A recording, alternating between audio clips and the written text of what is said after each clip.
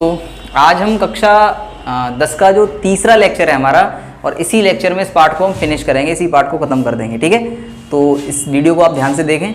तो जहाँ तक हमने दूसरी वीडियो में आपको पढ़ा दिया था उससे अब आगे का देखेंगे पोर्शन। ठीक है, स्टार्ट करते हैं।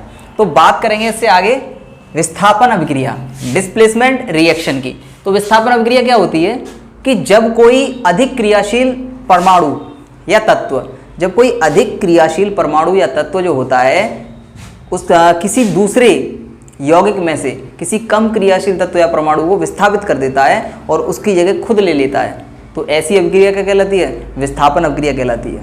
समझ में आ रही बात? ये दो परमाणु हैं अलग अलग। ठीक है, ये एक यौगिक है, ये एक परमाणु है। ये क्या करता है, इसमें से ये अधिक क्रियाशील है, ये वाला परमाणु जो है वो अधिक क्रियाशील है, और अधिक क्रियाशील परमाणु जो है कम क्रियाशील यौगिक में से उसको विस्थापित कर देता है, उस परमाणु को, उस तत्व को विस्थापित कर देता है। हम अभी लिख के दिखाते हैं अभी आपको। ठीक है, तो स्टार्ट करेंगे कि वह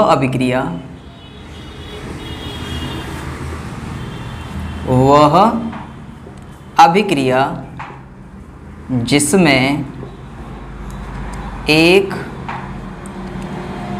अधिक क्रियाशील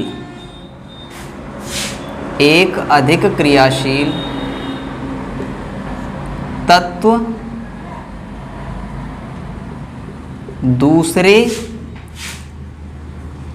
कम क्रियाशील तत्व को, दूसरे कम क्रियाशील तत्व को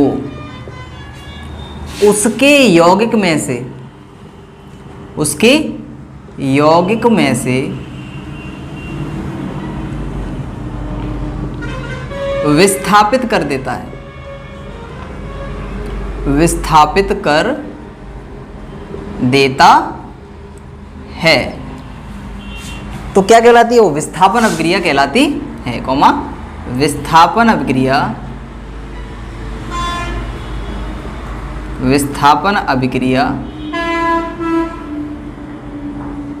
कहलाती है। बात क्लियरली समझ में आ रही है तो कमेंट सेक्शन में जरूर लिख दिया करें।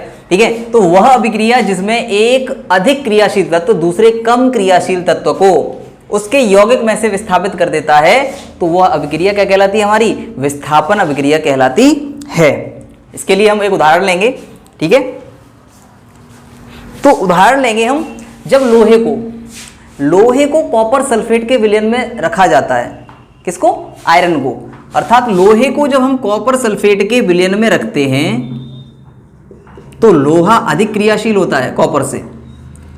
लोहे को हमने कॉपर सल्फेट के विलयन में रख दिया, CuSO4 कॉपर सल्फेट होता है, तो क्या होता है? लोहा अधिक सक्रिय होता है और कॉपर कम क्रियाशील धातु होता है। तो क्रियाशील धातु कम है तो क्या करेगा? ये लोहा इसको बाहर कर देगा, विस्थापित कर देगा, और क्या बनेगा हमारा? यहाँ पे बन जाएगा FeSO4 प्लस Cu। अर्थात यहाँ पे आपको दिख रहा है कि वह अभिक्रिया जिसमें एक अधिक क्रियाशील तत्व तुम्हारा आयरन है या लोहा है, ये लोहा जो है कॉपर सल्फेट के विलयन से, ये कॉपर सल्फेट का विलयन है, और क्या करता है? कॉपर को तो विस्थापित कर देता है। यहाँ इसको कॉपर को क्या कर दिया? इसने अलग कर दिया, और कॉपर की जगह इसने खुद ले ली और अपना यौगिक बना लिया, जिसको हम फेरस सल्फेट कहते हैं। Ferrous sulphate FeSO4। बात समझ में आ रही है अच्छी तरीके से? ठीक है, तो यहाँ पे लोहे ने क्या कर दिया? कॉपर को विस्थापित कर दिया। लोहा अधिक सक्रिय होता है, अधिक सक्रिय तत्व है, कॉपर कम सक्रिय तत्व है। क्या होता है? लोहा कॉपर को कॉपर सल्फेट के विलयन से विस्थापित कर देता है और अपना यौगिक बना लेता है, जिसको हम फेरस सल्फेट कहते हैं। समझ में आ रहा है? ठीक है, आगे हम बात करेंगे द्विविस्थापन अभिक्रिया की, डबल डिस्प्लेसमेंट रिएक्शन क्या होती है। तो इसमें क्या था? एक तत्व था, उसके यौगिक से उस तत्व को विस्थापित कर रहा था। यहाँ पे क्या है? जब दो यौगिकों में, किनका? आयनों का, दो यौगिकों में तत्वों अथवा आयनों का आदान प्रदान हो जाता है। जिस तरीके से ये लिखा है इसी तरीके से ये भी है कि जब किसी अभिक्रिया में दो यौगिकों के, बीच आयनों का आदान प्रदान हो जाता है तो वह अभिक्रिया हमारी द्विविस्थापन अभिक्रिया कहलाती है। इसको भी लिख दे रहे हैं हम अभी, ठीक है। तो वह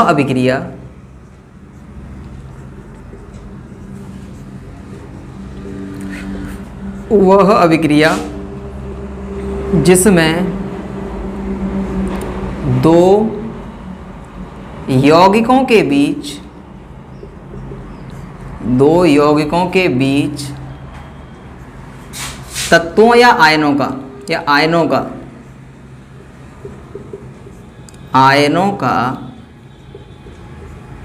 आदान प्रदान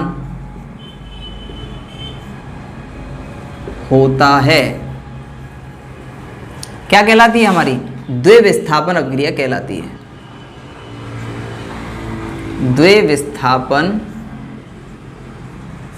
अभिक्रिया कहलाती है। तो क्या होता है, इसमें दो यौगिक होते हैं, दो यौगिकों के बीच तत्वों अथवा आयनों का आदान प्रदान हो जाता है, तो वो अभिक्रिया हमारी क्या कहलाती है? द्विविस्थापन अभिक्रिया कहलाती है। इसका भी एग्जांपल लेंगे, ठीक है।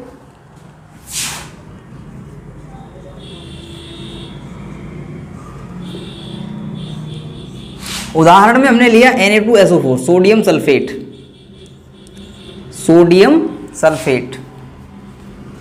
Na2SO4 की अभिक्रिया बेरियम क्लोराइड से कराई।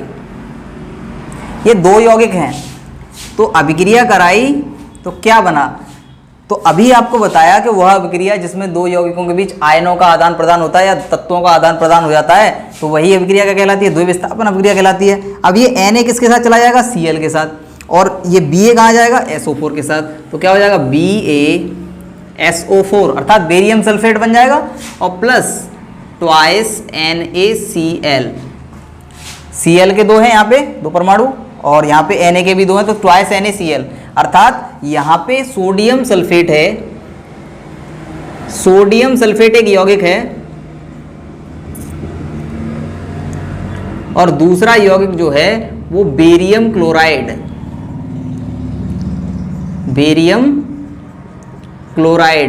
दोनों की अभिक्रिया हुई, आयनों का आदान प्रदान हो गया, एक दूसरे को अपने अपने आयन इन्होंने प्रदान कर दिया, एक दूसरा तत्व को रिप्लेसमेंट हो गया यहाँ पे। तो ये क्या बन गया हमारा? बेरियम सल्फेट बन गया यहाँ पे, और दूसरा क्या बन गया हमारा? साधारण नमक या सोडियम क्लोराइड, इसको साधारण नमक भी कहते हैं, ठीक है, सोडियम क्लोराइड। ये आपकी द्विविस्थापन अभिक्रिया हो गई, ये उसका उदाहरण हो गया। बात समझ में आ रही है अच्छी तरीके से? फिर एक बार समझा दे रहे हैं कि विस्थापन अभिक्रिया क्या होती है? जब उसमें वह अभिक्रिया जिसमें एक क्रियाशील अधिक क्रियाशील परमाणु जो होता है वो कम क्रियाशील परमाणु या कम क्रियाशील तत्व को उसके यौगिक से विस्थापित कर देता है, तो वह अभिक्रिया विस्थापन अभिक्रिया कहलाती है। उदाहरण आपके सामने लोहे को कॉपर सल्फेट के विलयन में जब रखा जाता है, तो लोहा जो होता है अधिक क्रियाशील होने के कारण कॉपर को उसके विलयन में से, उसके यौगिक में से क्या कर देती है?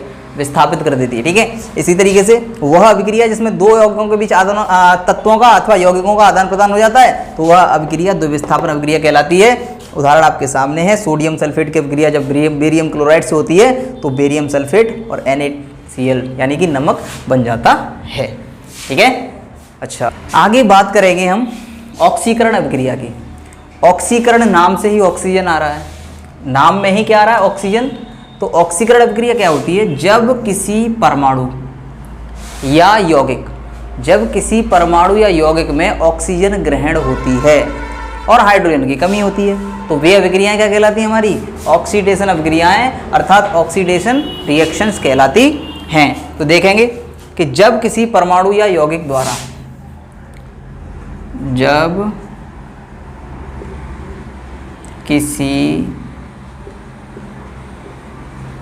परमाणु या यौगिक द्वारा ऑक्सीजन ग्रहण करी जाती है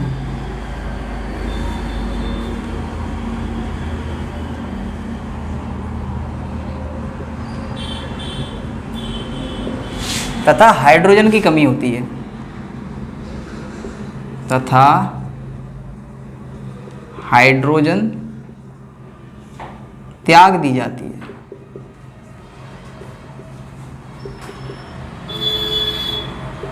तो जब किसी परमाणु या यौगिक द्वारा ऑक्सीजन ग्रहण की जाती है और ऑक्सीजन त्याग दी जाती है, तो ऐसी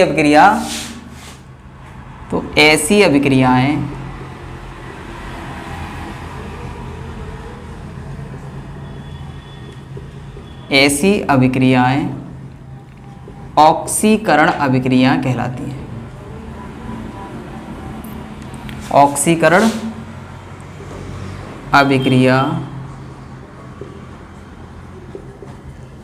अभिक्रियाएं कहलाती हैं। क्या कहलाती हैं? ऑक्सीकरण अभिक्रियाएं कहलाती हैं। ठीक है, तो देखेंगे इसको। जब कॉपर को, एग्जाम्पल देख लेंगे, इसका उदाहरण देख लेंगे एक।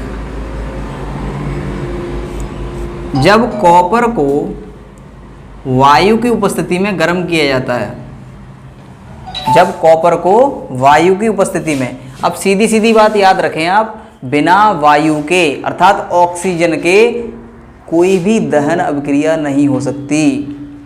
तो इसका मतलब सीधा सीधा यही है कि दहन अभिक्रिया जो होती है, किसी भी प्रकार का, किसी भी तत्व में या किसी भी यौगिक के साथ अगर दहन अभिक्रिया हो रही है, उसमें दहन हो रहा है अर्थात पदार्थ जल रहा है, तो वो अभिक्रिया हमेशा क्या होगी? ऑक्सीकरण अभिक्रिया होगी। ठीक है, दहन हमेशा ऑक्सीकरण अभिक्रिया होगी, क्योंकि बिना ऑक्सीजन के कहीं भी आग नहीं लग सकती। ठीक है, तो बात करेंगे यहाँ पे, तो क्या बन जाएगा? कॉपर ऑक्साइड बन जाता है। क्या बन जाता है? Copper oxide. और ये अभिक्रिया जो है पूरी कैसी अभिक्रिया है? ये एक ऑक्सीकरण अभिक्रिया है। बात समझ में आ रही है क्लियरली? ठीक है, तो आगे हम बात करेंगे उपचयन एवं अपचयन अभिक्रिया की। उपचयन एवं अपचयन अभिक्रियाएं क्या होती हैं? Oxidation and reduction reactions. ठीक है, क्या होती है? इसी को हम रेडॉक्स अभिक्रिया कहते हैं। यानी ऐसी अभिक्रिया जिसमें उपचयन और अपचयन दोनों प्रक्रम एक साथ हो रहे होते हैं, तो ऐसी प्रक्रिया को हम क्या कहते हैं? रेडॉक्स अभिक्रिया कहते हैं, या उपचयन एवं अपचयन अभिक्रिया कहते हैं, ऑक्सीडेशन एंड रिडक्शन अभिक्रिया कहते हैं। अब देखेंगे अपचयन अभिक्रिया क्या होती है, तो उपचयन क्या होती है? ऑक्सीडेशन जिसको बोलते हैं। अभी ऑक्सीकरण अभिक्रिया को बताई थी, ऑक्सीजन की उपस्थिति के कारण होती है।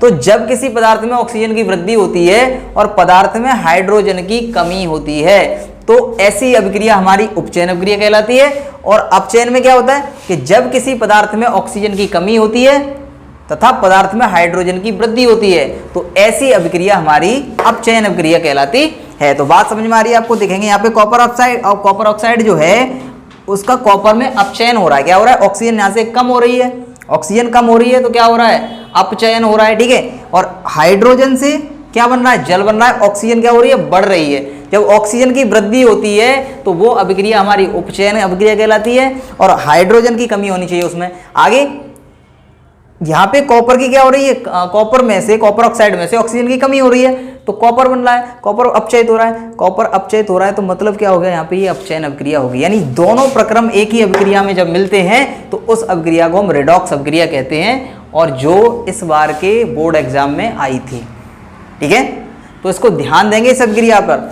उपचयन अपचयन अभिक्रिया होती है जिसको हम रेडॉक्स अभिक्रिया कहते हैं, जिसमें दोनों प्रक्रम होते हैं, उपचयन भी होता है और अपचयन भी होता है। दोनों प्रक्रम एक साथ होने वाली अभिक्रिया जो होती है वही हमारी रेडॉक्स अभिक्रिया कहलाती है। ठीक है, अब लास्ट टॉपिक जो है हमारा उसको देखेंगे। ठीक है, तो अगला टॉपिक है, लास्ट टॉपिक है, क्या होता है? संक्षारण। जब किसी धातु की ऊपरी परत का किसी अम्ल आर्द्रता युक्त वायु, आर्द्रता मतलब नमी, नमी युक्त वायु के संपर्क में आने पर ऊपरी परत जो होती है वो कमजोर हो जाती है, तो यह घटना ही क्या कहलाती है? संक्षारण कहलाती है। जैसा कि आपने देखा होगा कि लोहे के ऊपर जंग लग जाना, और क्या होता है? चांदी पर काले रंग की परत चढ़ जाना, ये सब क्या होती है? ये संक्षारण होता है। क्या होता है? संक्षारण। शब्द से ही संक्षारण, क्षरण, क्षरण का मतलब क्या होता है? कमजोर होना किसी चीज का। तो यहाँ अच्छी तरीके से समझ में आ रहा होगा आपको कोरोजन क्या होता है। कोरोजन होता क्या है? संक्षारण। जब किसी धातु की ऊपरी परत पर किसी अम्ल अथवा आर्द्रता युक्त वायु यानी नमी युक्त वायु आदि के संपर्क में आने पर कमजोर हो जाती है, तो यह घटना संक्षारण कहलाती है। ठीक है, अब लास्ट टॉपिक की बात करें तो आगे लास्ट टॉपिक है हमारा विकृत गंधिता। ये दो ही लास्ट टॉपिक थे हमारे, संक्षारण और विकृत गंधिता। क्या होता है विकृत गंधिता? कि जब वसायुक्त, वसा मतलब फैट, वसायुक्त अथवा तेलीय पदार्थ जो होते हैं, तेल द्वारा निर्मित होते तेलीय पदार्थ जो होते हैं, वो वायु के संपर्क में आने पर एक गंध छोड़ने लगते हैं। क्या छोड़ने लगते हैं? गंध। तो उस घटना को ही हम क्या कहते हैं? विकृत गंधिता कहते हैं।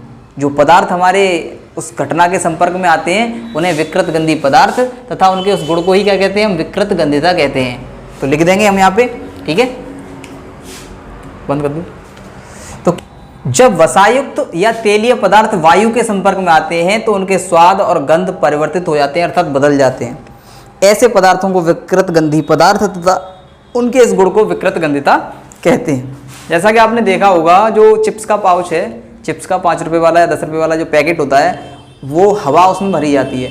तो कौन सी हवा भरी जाती है उसमें? नाइट्रोजन, ताकि उसका ऑक्सीकरण ना हो पाए, वो हवा के संपर्क में ना आ पाए। हवा के संपर्क में आ जाएगा तो चिप्स खराब हो जाएगा, इसीलिए उसमें क्या भरी जाती है? वो हवा भरी जाती है, उसको ऑक्सीकृत होने से बचाने के लिए, ठीक है। तो यहाँ पे विकृत गंधिता आपका, और ये चैप्टर भी आपका फिनिश हो चुका है। तो आपको पूरा चैप्टर अगर समझ में आया है तो वीडियो को लाइक, शेयर और चैनल को सब्सक्राइब जरूर करें, ठीक है ना। तो ये चैनल आपको हर प्रकार की वीडियो और आपके सारे कोर्सेज खत्म कराएगा। 10th क्लास का, 12th क्लास का, 10th का मैथ, इंग्लिश, ये सभी चैप्टर हमारे चैप्टर की वीडियो जो है लेक्चर के हिसाब से आपको प्रोवाइड कर दी जाएंगी, ठीक है। तो अधिक जानकारी के लिए ये हमारा फ़ोन नंबर है, इस पर भी संपर्क कर सकते हैं। व्हाट्सअप नंबर है, इस पर भी संपर्क कर सकते हैं, ठीक है।